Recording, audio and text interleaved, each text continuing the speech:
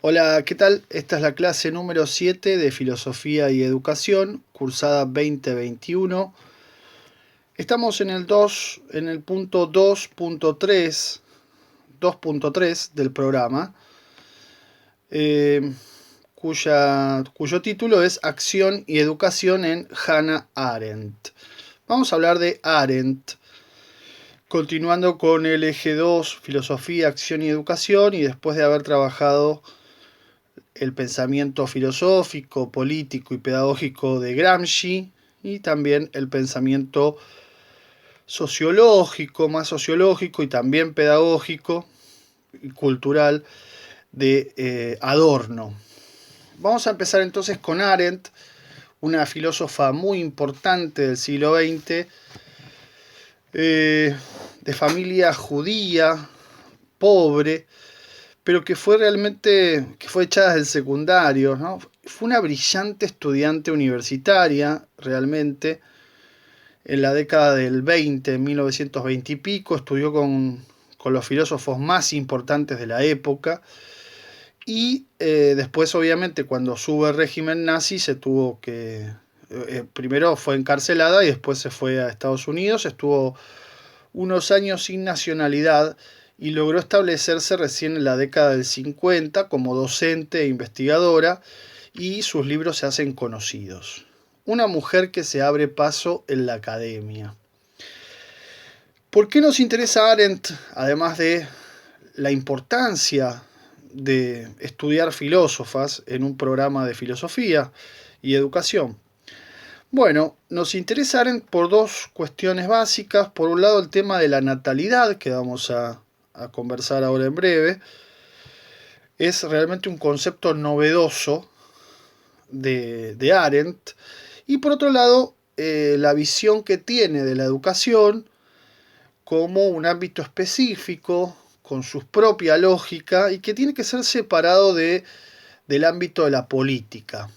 Esto un poco me parece que abre una serie de reflexiones que son interesantes en base a lo que venimos viendo, ¿no? Venimos viendo que hay una línea de continuidad entre filosofía, política y educación, y acá hay una filósofa que se planta y dice, no, momento, la educación tiene una lógica propia, que no puede ser reducida a la lógica política. El primer texto del que vamos a hablar, de Hannah Arendt, se titula La condición humana. Es probablemente el libro más importante o más conocido, o uno de los más conocidos de su producción. Este texto es de 1958 y son una serie de conferencias que ella da en la Universidad de Chicago. El segundo texto que vamos a ver hoy es La crisis en la educación, que es un poco anterior, muy poco anterior en realidad, de 1954, y está compilado ese artículo, La crisis en la educación, en un libro que se llama Entre el pasado y el futuro, 8 ejercicios sobre la reflexión política. Bien, tenemos estos dos textos y por una cuestión de reconstrucción del pensamiento de Arendt, vamos a partir de La condición humana, primero, aunque sea posterior, de 1958, y luego vamos a analizar La crisis en la educación de 1954. Bien, entonces, empezamos por la condición humana. El primer apartado que tenemos se titula Vida activa, ¿no? Vida activa y condición humana. Y Arendt parte de una distinción de tres niveles de la actividad o de la vida activa, tres tipos de actividades que son una misma actividad, pero que se pueden diferenciar, y es importante que las diferenciemos. Todo forma la vida activa, pero cada nivel de la actividad tiene su propio peso. El primer nivel que menciona Arendt es la labor, y tiene que ver con la actividad biológica, ¿no? O sea, con el cuerpo y sus necesidades vitales, comer, respirar, descansar, etc. Ese es un tipo de actividad. Un segundo tipo de actividad es el trabajo, que que ya no es una actividad biológica o natural y que tiene que ver con la fabricación de cosas, de objetos. Objetos que obviamente pueden ayudar a a la vida, a la vida biológica, digamos así, a la vida en general, pero que forman parte de otra actividad como que tiene que ver más con la fabricación de cosas, lo que Gramsci llamaba la sociedad de las cosas, ¿no? Ese es otro tipo de actividad. Y un tercer tipo de actividad, distinto de los otros dos, es la acción. La acción es la actividad que se realiza, se desenvuelve entre seres humanos, sin tener que ver con lo natural, pero lo presupone, ¿no? O lo biológico, y sin tener que ver con las cosas, aunque también presupone la cuestión de las cosas. La acción es la actividad vista como interacción entre seres humanos puramente, nada más, y en este plano de la actividad, que es como el más alto, digamos así, interviene la pluralidad. Se revela la pluralidad. ¿Qué quiere decir pluralidad? Bueno, quiere decir básicamente que cada uno de nosotros y de nosotras, de nosotres, es un ser único e irrepetible. Es decir, es necesariamente distinto a los y las demás. Y eso implica que en el vivir juntos, aunque vivamos todos juntos, somos distintos. Somos plurales. No hay una homogeneidad entre nosotros, sino que hay una pluralidad, una fuerte diferencia, porque cada uno es diferente a los demás y es, como decíamos, único e irrepetible. Esta pluralidad es fundamental para la vida política, de la cual vamos a hablar después. Ahora, todos estos niveles de la vida activa, la labor, el trabajo y la acción, se vinculan con una condición que es más primaria o más primera o más fundamental. Esto es la natalidad.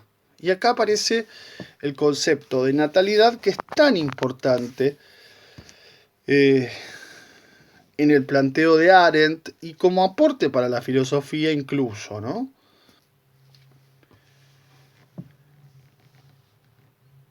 La natalidad siempre significa algo nuevo, algo impredecible.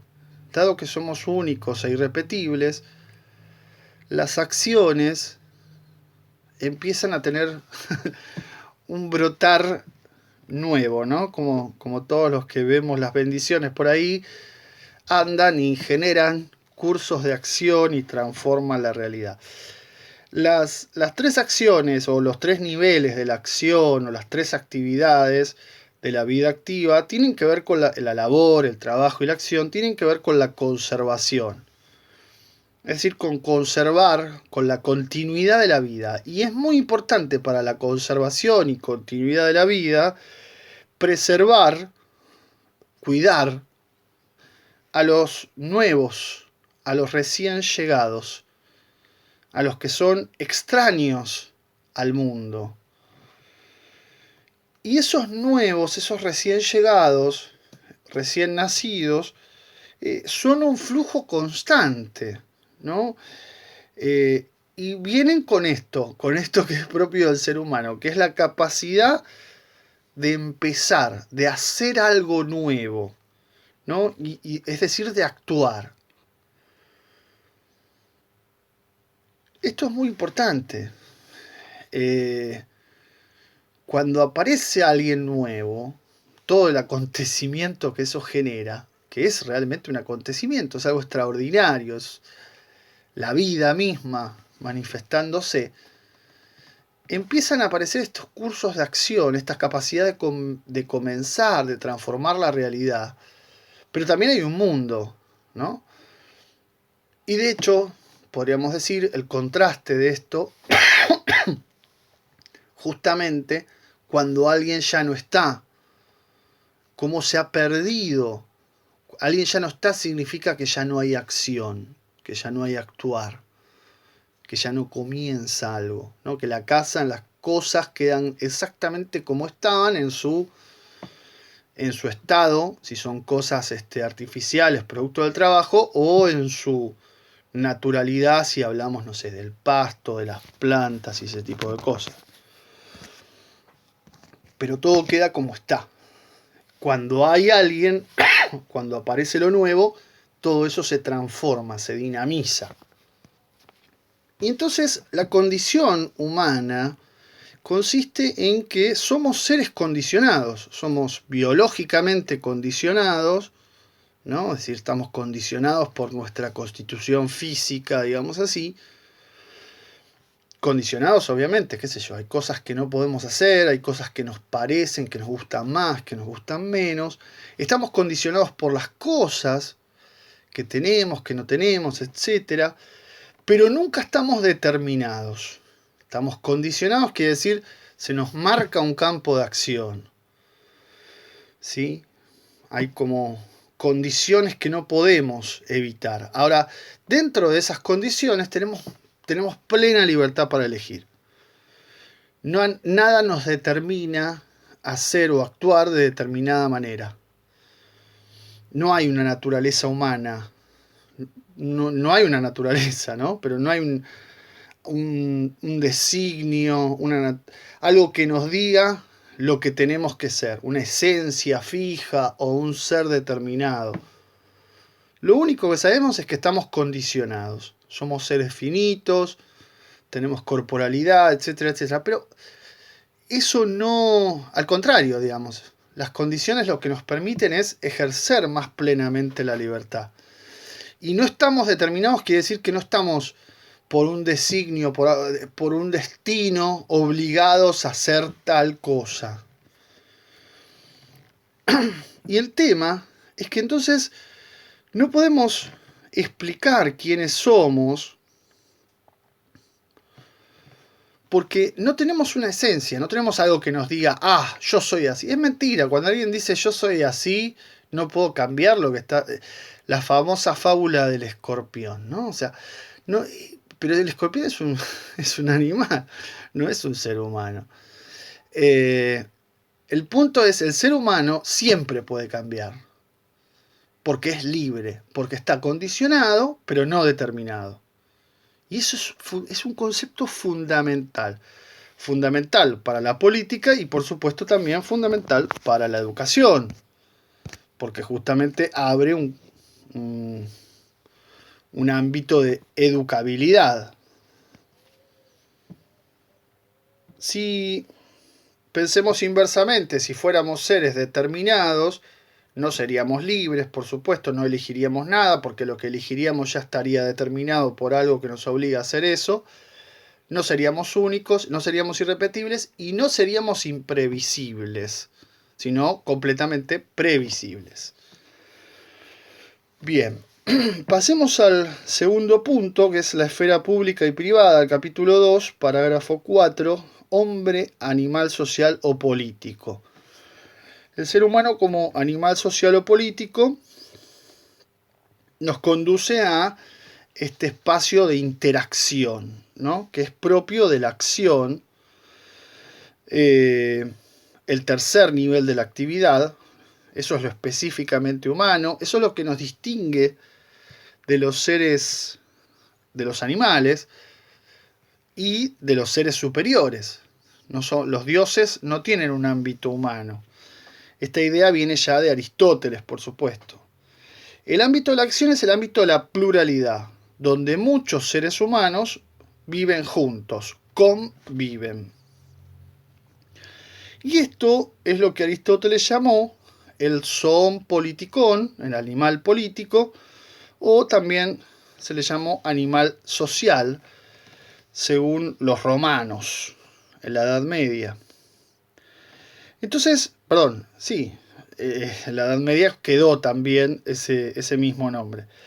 Entonces, político, social, acá en principio son como sinónimos y tienen que ver con esto, con el ámbito de la sociabilidad, de la interacción humana. El punto es que para los griegos lo político era algo natural. ¿Por qué? Porque el ser humano, como otros animales, por ejemplo las abejas, es el ejemplo clásico, las hormigas podría ser también, como otros animales, viven en comunidad. Es un ser que vive en comunidad. Pero también los griegos a este ámbito político lo llaman segunda naturaleza, no primera naturaleza. ¿Por qué? Porque la primera naturaleza, el ámbito de comunidad o de socialidad más primero, es la familia. ¿Sí? La familia constituye, configura la vida privada de la persona. En cambio, la política constituye la vida pública de la persona. Que obviamente para los griegos era mucho más importante porque la política, digamos así, incluye como una esfera más amplia. ¿Sí? La vida pública es una esfera más amplia que incluye esferas de vida privada. Muchas familias hacen una ciudad, una polis. Bien, entonces, en esta vida pública hay dos actividades fundamentales que tienen el mismo rango o la misma importancia, dice Arendt, y son la acción y el discurso.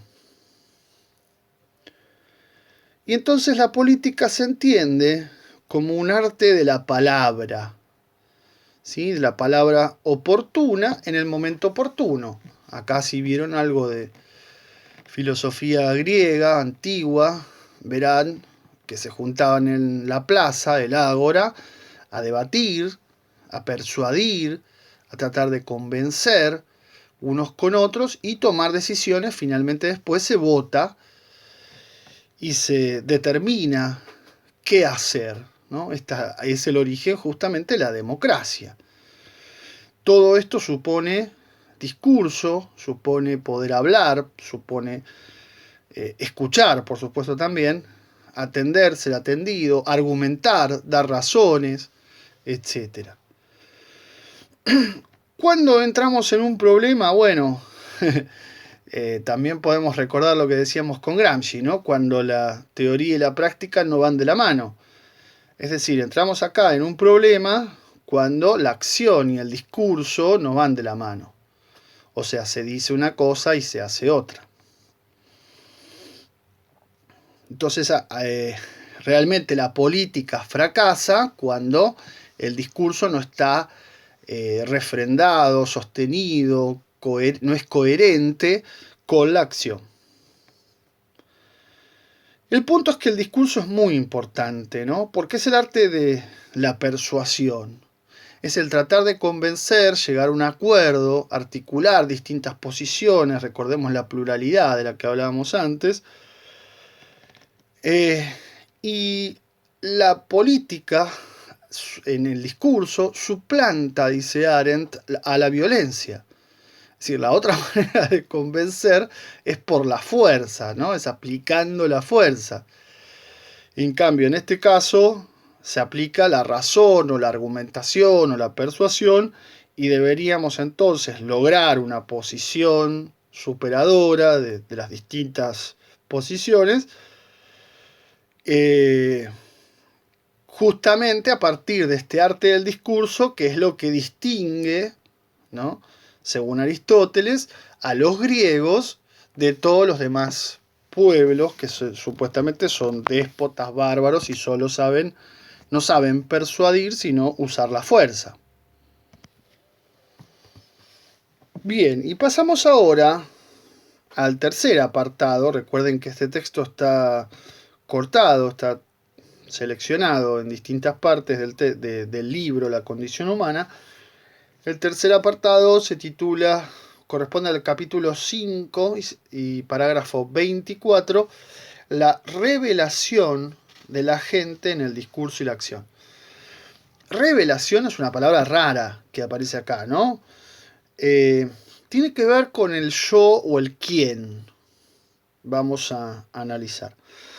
Bueno, entonces, estamos hablando de la política, la socialidad, el ámbito común, el vivir juntos, y estamos en el plano propio de la acción, ¿no? Del tercer nivel de la vida activa, la acción, que supone una pluralidad de seres humanos muy distintos, cada uno único e irrepetible, que claro, son iguales, que por un lado son iguales, por otro lado son distintos. Porque son iguales, tienen la posibilidad de entenderse, ¿no? De llegar a un entendimiento. Quiere decir que no hay un entendimiento instantáneo de unos con otros, sino que el entenderse es un trabajo de articulación, de persuasión, de discurso, como decíamos recién. Pero por otro lado, somos distintos. Cada uno de nosotros somos distintos. Y entonces tenemos la necesidad de entendernos, y entendernos no es algo imposible, ¿sí? Por más que seamos distintos, podemos llegar a un entendimiento, no es algo imposible. ¿Cómo esta distinción es propio del ser humano, ¿no? Porque el hombre es el único ser que puede expresar esa distinción, esa pluralidad. Y entonces para ello puede comunicar su propio yo. Comunicar su propio yo es revelar en el sentido de mostrar, ¿no? Y acá hay un epígrafe muy lindo del autor de la Divina Comedia, Dante. Nada actúa a menos que el actuar haga patente su yo latente. ¿Qué quiere decir esto? Bueno, que al actuar se muestra un yo, se muestra un quién, ¿sí? Se presenta alguien. Solo a través de la acción se revela, se da esta revelación. Y esto es propio del ser humano, ¿no? Y entonces, con la palabra, con el discurso y con la acción, abrimos el mundo humano, propiamente humano, y esto es realmente un segundo nacimiento. Y es lo específico de ese tercer nivel de la acción que veníamos hablando, que además siempre es libre, ¿no? Que puede ser estimulada por otros, puede estar de alguna manera condicionada por su biología y por las cosas, habíamos dicho, pero siempre es libre. Y libre significa el poder de comenzar algo nuevo, por iniciativa propia. Ese poder comenzar algo nuevo mediante la iniciativa propia se da desde el nacimiento. El comenzar, conducir, gobernar, poder poner en movimiento. Esa es la libertad, esa es la creación. Y eso está desde los recién llegados, que son iniciados y son principiantes. Es decir, son generadores del principio de algo, de un curso de acción que va a venir después. Son los creadores y creadoras de lo inesperado. Lo inesperado es lo nuevo, y eso es un milagro, es el milagro de la vida, podríamos decir. Eso es la natalidad. Eso inesperado es imprevisible, también lo habíamos marcado. Entonces, si cada hombre, cada ser humano es único, irrepetible, desde el nacimiento, es algo completamente singular, irreemplazable, entra en el mundo y así se realiza la pluralidad, porque cada vez que aparece un ser humano, aparece algo distinto, único. Y aparece el quién. El quién es este yo que se revela, que se muestra, tanto en el discurso como en la acción. Y el discurso es clave, ¿no? Obviamente para que la acción tenga sentido y se revele la persona, la identidad personal. Ahora, es curioso esto, ¿no? Que el quién, este yo, es más claro para los demás que para sí mismo, ¿no? Se muestra más para afuera que para adentro. Y de alguna manera hay un riesgo de este mostrarse o de este revelarse porque uno está muy expuesto a la mirada del otro y a su interpretación que puede no coincidir con la intención que uno tuvo para hacer determinada acción. Pero bueno, esto forma parte de lo que hay que entenderse mutuamente, del trabajo, el duro, arduo trabajo de entenderse mutuamente. Entonces la revelación muestra al sujeto o a la gente, muestra el carácter propiamente humano de la acción o de este tipo de actividad que es la acción. Si no hay un quién detrás de la acción no tiene sentido, ¿no? Es decir, siempre una acción tiene sentido en la medida en que hay un quién la hace. No es una máquina, ¿no? Sino que es un yo. Es un yo, es un quién que se muestra a través del discurso y de la acción.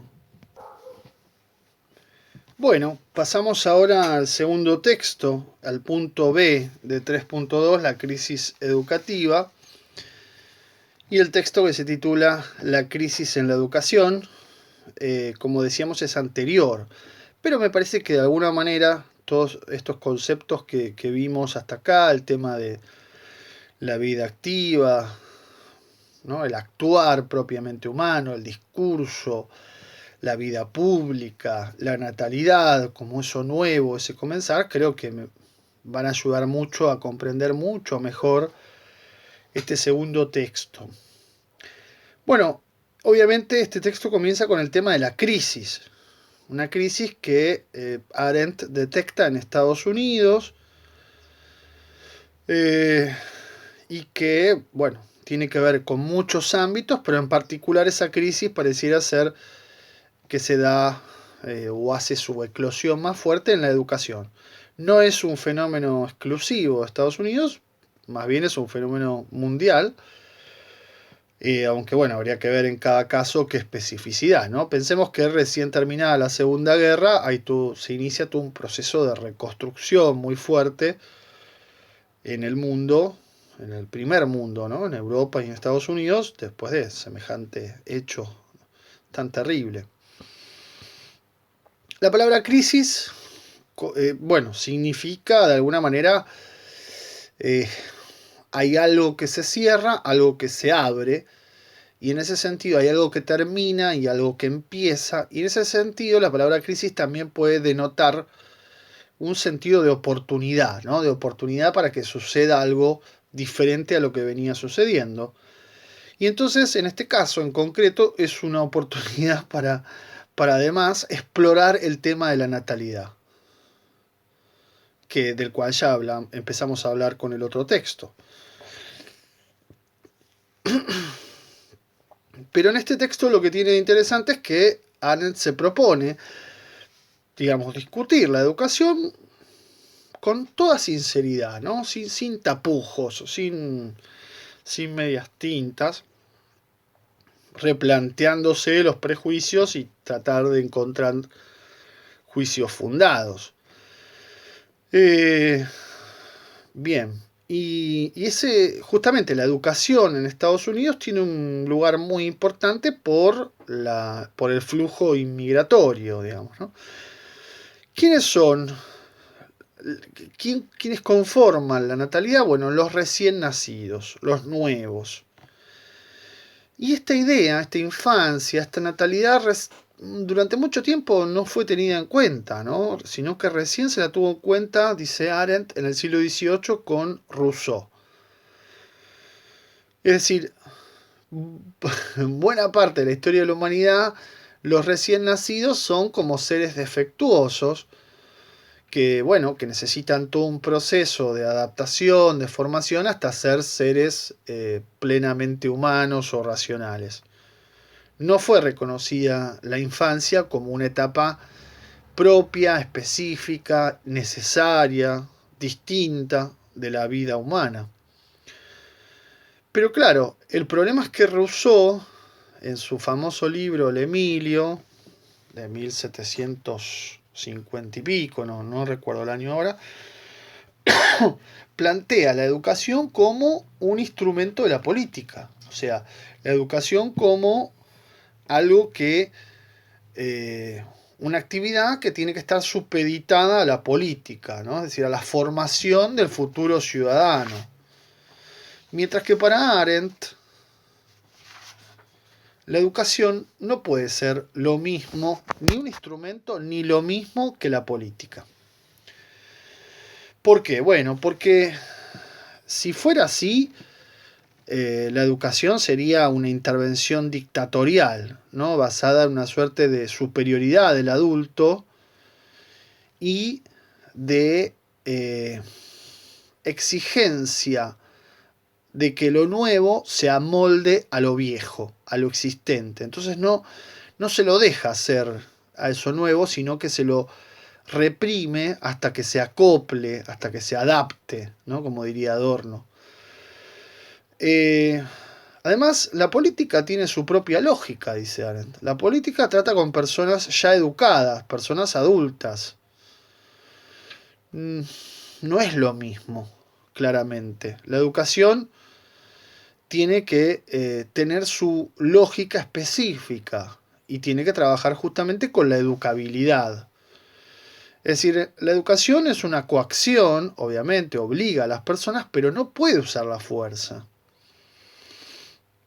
Y entonces, la educación prepara a los niños para un futuro, para el mundo futuro, que, claro, el problema es que impone un mundo, impone el mundo existente, o sea, impone lo viejo, ¿no? Y entonces se le impide a lo nuevo ser justamente lo nuevo, que es lo específicamente de la natalidad. Entonces, realmente acá hay un problema y para Arendt está claro que hay que separar la política de la educación. Ahora, específicamente en el caso de Estados Unidos, que es el caso que analiza, aparece lo que Arendt llama las teorías educativas modernas. Probablemente acá esté pensando en la escuela nueva, ¿no? O en el escolanovismo. Que claro, estas teorías modernas cambiaron todos los métodos, ¿sí? Y entonces se armó un lío bárbaro, ¿no? La escuela nueva, recuerden, plantea otro lugar para el docente, un lugar protagónico para los estudiantes y demás. Pero lo interesante de Estados Unidos, a diferencia de Gran Bretaña, es que tiene un fuerte concepto de igualdad, ¿no? Mientras que en Gran Bretaña no, hay como una enorme diferencia por sector social o lo que podríamos llamar una meritocracia. En cambio en Estados Unidos, bueno, en el sistema, como lo cuenta acá, es una escuela obligatoria, larga, ¿no? Hasta los 16, no hay escuela secundaria, y la universidad se ocupa justamente de la preparatoria. Pero lo interesante de esta igualdad es que pone en jaque la autoridad de los profesores y también de los más dotados, ¿no? Y esto no le parece mal a Arendt, al contrario, le parece muy bueno. Ahora vamos a ver por qué. Precisamente hace como una crítica, una reformulación respecto de la pedagogía, ¿no? Pero entonces en Estados Unidos se dan estas particularidades. El tema del concepto de igualdad fuertemente y las nuevas teorías que están de alguna manera como desarmando el modelo educativo. Bien, en el segundo apartado del texto me parece que la cuestión se empieza a aclarar un poco más. ¿Por qué? Bueno, porque Arendt especifica 3 supuestos básicos para explicar la crisis, ¿no? La crisis en la educación. El primero de esos supuestos es el del mundo o el mundo infantil autónomo, ¿no? La sociedad infantil autónoma. ¿Qué quiere decir esto? Como al independizarse ese mundo infantil con una suerte de autogobierno y autoridad propia, donde el adulto queda sin poder, esto se puede ver mucho en dibujitos animados, incluso también en la parodia del poder real que decíamos con Adorno. Eso no es algo bueno para Arendt. Lo que sucede ahí es que en verdad el niño en la línea van a estar peor. Porque el grupo de pares es más tirano todavía. Es más tiránico, lo va a oprimir. Bueno, ¿qué es sino el bullying? Y no puede rebelarse ni hacer algo por su cuenta, no puede pedir ayuda afuera, digamos. Es realmente una cosa horrorosa la presión de la mayoría. Pensemos que esto también biográficamente, ¿no? En Arendt, al ser una mujer universitaria brillante, cómo sufrió este bullying en carne propia. Esa presión de la mayoría va a terminar, dice ella, en el conformismo, ¿no? En tratar de pertenecer al hombre masa, como diría Gramsci, o en la delincuencia, ¿no? En el resentimiento, la venganza. En Estados Unidos esto es muy fuerte, si ustedes miran, bueno, ahora hay que ver por el tema de la pandemia, pero cada tanto aparece un chico fruto de ese bullying sostenido durante mucho tiempo y agarra una escopeta o un arma y mata a sus compañeros. Ese tipo de situaciones que además están tan naturalizadas, ¿no? Es terrible, es terrible.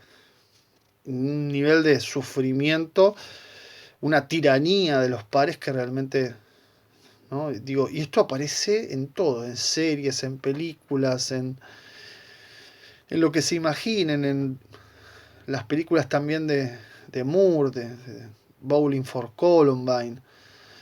En todos lados aparece este bullying y cómo explota después.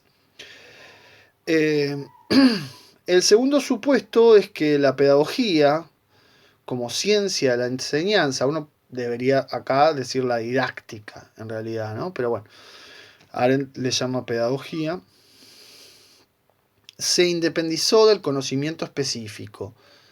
Es decir, se ha hecho una didáctica general independiente de las didácticas con conocimiento de la materia en el cual se deberían aplicar. Y eso entonces hace que un docente sea un sabedor de todo y un sabedor de nada. Casi como un periodista o un panelista, podríamos decir, para aplicar maldad. Pero esta idea de que todo se puede enseñar también genera esta idea de que cualquiera puede enseñar, y en realidad lo que hay que saber es saber enseñar sin saber qué se enseña.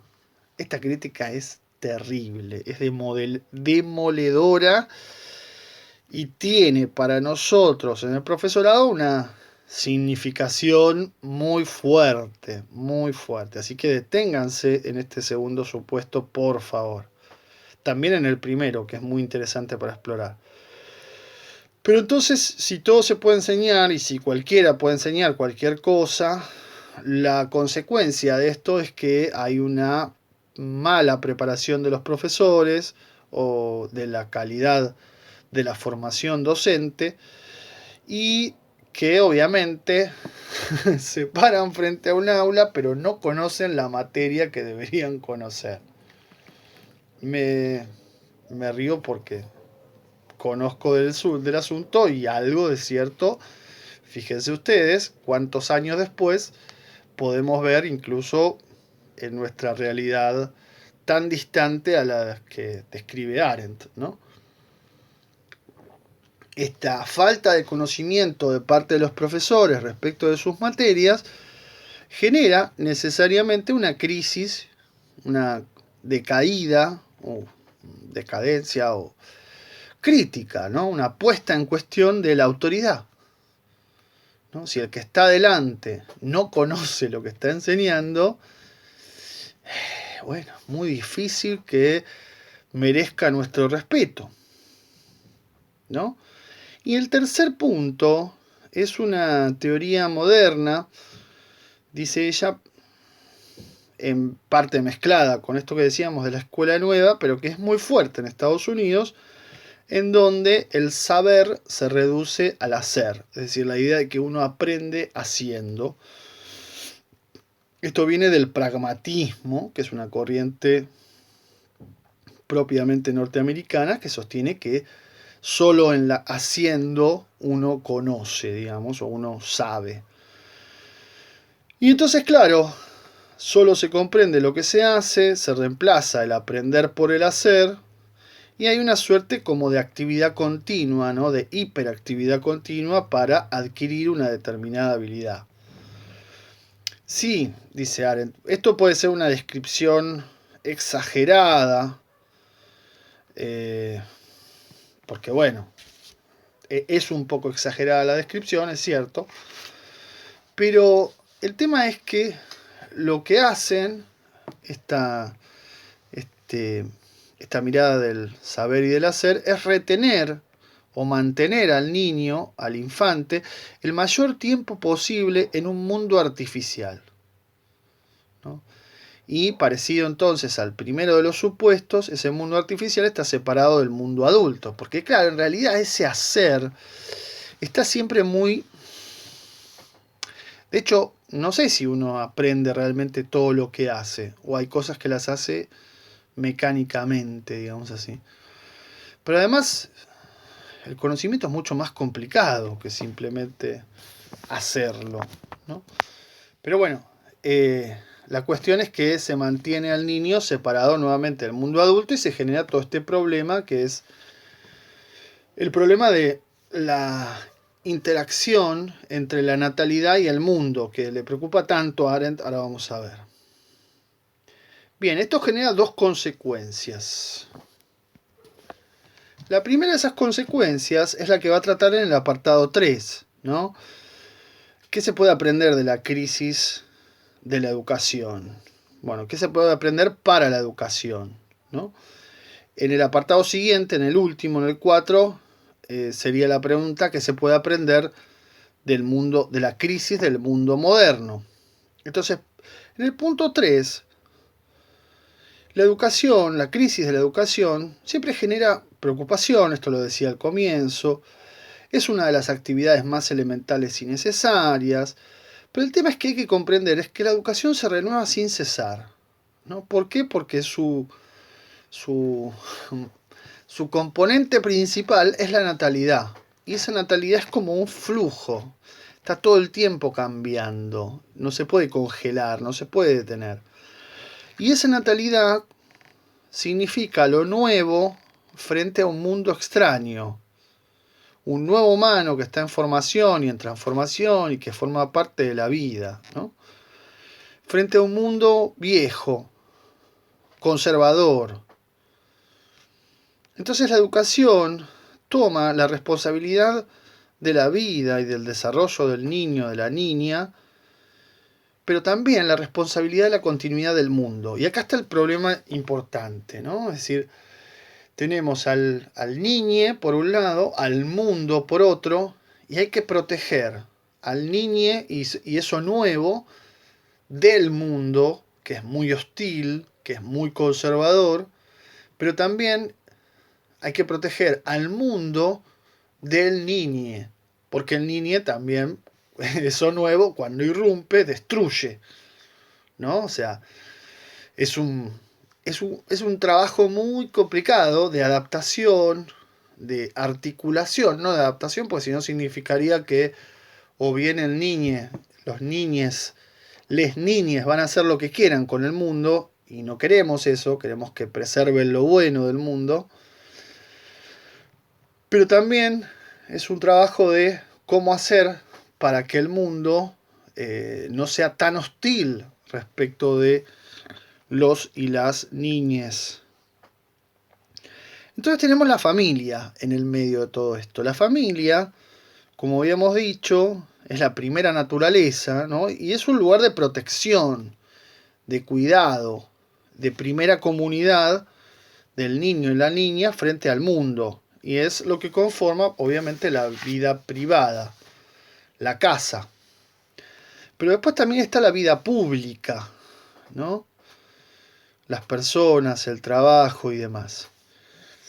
Y el tema es que hay que tratar de lograr, dice Arendt, un equilibrio entre una cosa y la otra, una transición, digamos así, porque no podemos tener ni niños encerrados en su mundo y aislados y sin conexión con el mundo existente, ni podemos tener niños o niñes completamente expuestos al mundo existente. Eso es también muy peligroso, ¿no? Es como pasar de la oscuridad total a la luz total, y eso es muy fuerte. Hay que trabajar mucho el tema de la transición de la vida privada a la vida pública, con mucho cuidado. Entonces, de hecho dice la sociedad moderna, la sociedad actual, que tiene la vida terrenal como el bien supremo del gozo, lo que suele tender es hacia el desocultar lo privado, ¿no? Todo lo privado es público, todo lo privado se expone. Esto está dicho, reitero, en 1954. Piénsenlo hoy, piénsenlo hoy con las redes sociales. El nivel de exposición. Y entonces la verdad es que hay que tener un cuidado enorme con este tipo de cosas. Un trabajo, una tarea de mediación muy fuerte, ¿no? Muy complicada y con mucho cuidado, entre los nuevos y el mundo. Y ahí justamente también interviene la escuela. La escuela, o a la escuela, la escuela es la salida del mundo privado, ¿no? Es la salida de la familia. Y es, digamos, la antesala de la vida pública, pública plena, digamos así, ¿no? Es decir, el niño entra al mundo cuando empieza la escuela, ahí empieza a conocer el mundo, pero eso es un mundito, digamos, un mundo chiquito. También lo veíamos con Adorno. Que no es ya el mundo, es una transición, dice Arendt. Es como un premundo, ¿no? Y esto está exigido por el Estado, por el mundo público y demás. Ahora, en la escuela, los adultos asumen la responsabilidad por el bienestar y el desarrollo del niño, ese carácter único, de su talento, de sus cualidades y demás. ¿Sí? Tienen a cargo el cuidado de lo nuevo. Pero claro, al mismo tiempo tienen a cargo el cuidado de lo viejo. Porque de hecho el docente es el adulto que asume la responsabilidad del mundo existente. Entonces tiene que tener un enorme cuidado. Un cuidado con lo nuevo y un cuidado con la conservación de lo valioso, de lo viejo, de lo existente. Entonces, el docente como autoridad asume la responsabilidad de este mundo, ¿no? Es decir, frente al niño y cuidando de lo nuevo o debiendo cuidar que fructifique, que florezca, que crezca eso nuevo, también tiene frente al mundo la responsabilidad de cuidar al mundo del niño, ¿no? Y entonces es como el docente es como el representante del mundo adulto en el mundo infantil. Y eso es lo que le confiere autoridad. Ese mundo que representa el docente en su figura en el aula está hoy en crisis. Y por eso dice Arendt, hay una crisis total de autoridad, ¿no? En el mundo, no solo de la autoridad política, de la autoridad pública, ¿no? Hay un descrédito, esto lo venimos planteando desde el comienzo del curso, respecto a la política, como autoridad, autoridad en el buen sentido, ¿no? Es decir, en el sentido de aquello que el ser humano reconoce como referencia. Pero también hay una crisis total de la autoridad privada, ¿no? Es decir, la familia, particularmente la figura del padre. Y entonces, ¿cómo se logra restituir esa autoridad que está en crisis total porque hay un enorme desencanto o decepción?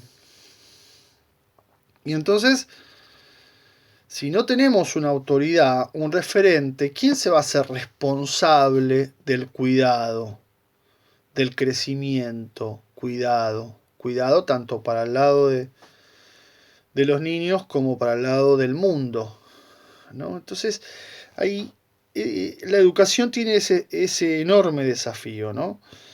Conservar, proteger las dos instancias y restablecer de alguna manera esa autoridad, pero no en el sentido de, bueno, yo tengo autoridad porque soy más grande que vos. Eso no da ninguna autoridad al docente. El docente tiene que reconstruir su autoridad desde el lugar del saber y desde el lugar de, no, pero esto es muy valioso, esto está bueno que lo conservemos, este mundo adulto, ¿sí? Es algo que también tenés que valorar vos con toda esa fuerza, ese flujo de lo nuevo que está aconteciendo. Desde ese lugar es que se construye la autoridad docente, ¿no? Eh, pero claro, estamos en una época en donde la sociedad ha entrado en crisis y entonces estamos ya en el punto 4 del texto de Arendt, la crisis de la sociedad moderna. Hoy es muy difícil, dice Arendt, conservar la autoridad, conservar la tradición, ¿no? El pasado, como algo que merece respeto, como que merece estima. Claro, piensen ustedes que están saliendo de una guerra atroz, con una cantidad de muertes atroz, con campos de concentración. Digo, en la década del 50, la crisis de la mentalidad occidental es realmente muy fuerte. Esto era el progreso, esto era la modernidad, destruir, tener una bomba atómica que, que haga desaparecer el planeta con un botón. O sea, es terrible. Esta entonces visión hace muy negativo al pasado y hace muy difícil construir una autoridad sobre ese pasado que el docente vendría a reivindicar. Muy distinto, por ejemplo, de la visión romana, donde el pasado es un modelo, es una fuente de ejemplos, de inspiración, de grandeza, de heroísmo, ¿no? Y entonces, claro, la vejez lo que da es justamente la sabiduría, el recuerdo de todos esos y obviamente una referencia de autoridad muy fuerte que en esta sociedad moderna, y podríamos decir hoy mucho más todavía, se está perdiendo. Para Polibio, por ejemplo, un historiador romano, educar es hacerte ver que eres digno de tus antepasados. Y entonces el maestro, en esta visión romana, es la autoridad basada en el pasado, en un pasado prestigioso. Hoy el panorama es completamente distinto, ¿no? El pasado es terrible, es vergonzante, y entonces es difícil reivindicar algo, y entonces la crisis puede llevar a una ruina completamente, ¿no? Pero también la crisis, como decíamos al principio, puede ser una oportunidad para cambiar. Entonces, y acá llegamos a la conclusión, esta crisis de la educación y de la sociedad tiene que basarse en la reconstrucción de la autoridad y de la tradición como algo valioso, que todavía no se estaría dando para esa época de Arendt, pero en un mundo que ya no se estructura a partir de una autoridad dada y de una tradición solemne o prestigiosa, digamos así. Entonces, hay que preparar esa mediación entre una cosa y otra, ¿no? Por supuesto, la educación tiene que separarse de los otros ámbitos, no puede ser una continuación de la política o no puede estar sometida a intereses políticos, dice Arendt. Hay que enseñar cómo es el mundo y tratar de separar de manera relativa, no de manera absoluta, por el problema que habíamos visto con el primer supuesto, el mundo de los niños y el mundo de los adultos. No se puede tratar al niño como un adulto, pero tampoco se lo puede dejar completamente solo y a merced de su propia, entre comillas, autorregulación. También hay que trabajar el tema de la cuestión de la especialización y del generalismo que mencionábamos antes, porque, bueno, justamente la educación no puede ser solamente una cuestión de técnica, pero tampoco puede ser una cuestión vacía, ¿no? Y acá aparece un último punto,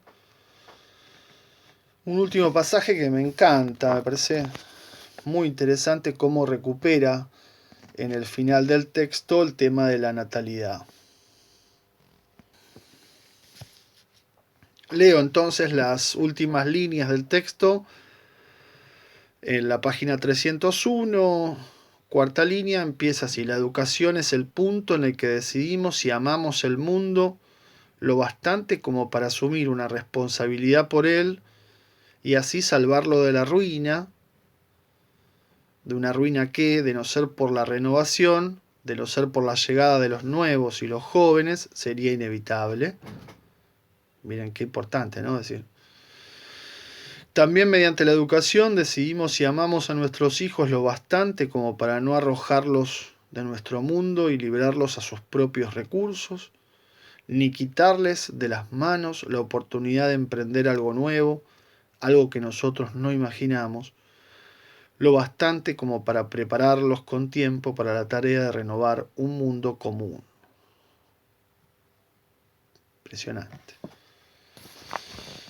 Bueno, ¿qué más se puede agregar a este pasaje? Es hermoso y justamente está mostrando lo importante que es la natalidad, ¿no? Si realmente nos importa, tenemos que dejarla ser para renovar el mundo, porque sin esa natalidad el mundo se apaga, se oscurece y decae.